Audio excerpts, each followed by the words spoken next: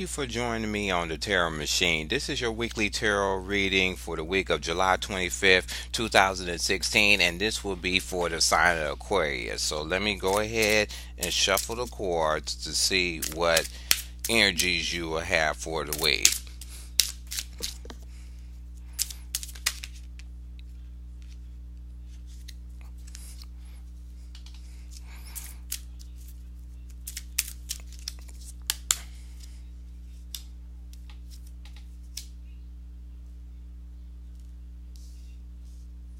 And I will also pull a couple oracle cards to go along with it. So let me give these a shuffle.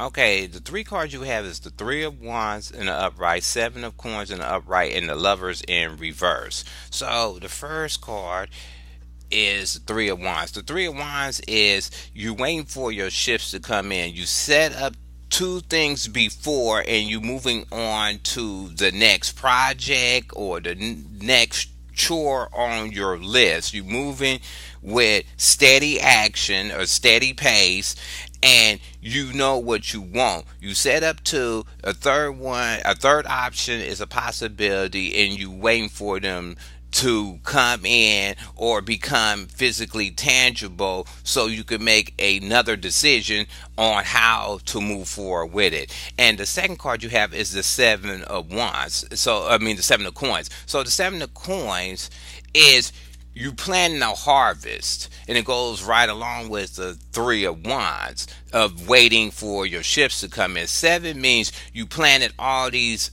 physical or tangible things in place. They can be plans, they can be contracts, they can be anything of a material thing. You set them all in, you planted them, you double checking all the information on them. You want to make sure everything that you set up is going to what you thought of, what you planned, what you figured out they will be as you setting them up. You just setting them all up. You just setting and double checking everything. And the last card you have is the Lovers in reverse. The Lovers is definitely a relationship card.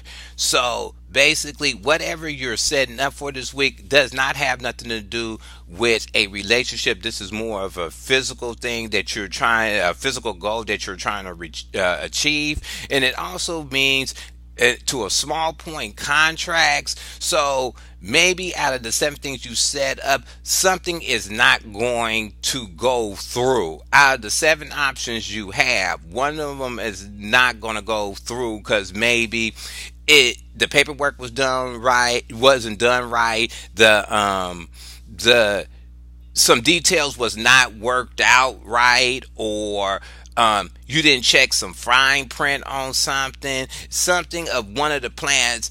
If it has something to do with another person outside of yourself that you was having them help you with something, it's not going to go through because something was not ironed out to full completion so you can put it in your harvest. Or if you did, you didn't double check the information before you stepped into it. So let me see what your two oracle cards is. The first card you have is Gata Aoi. Gata Aoi means it's a mistake somewhere.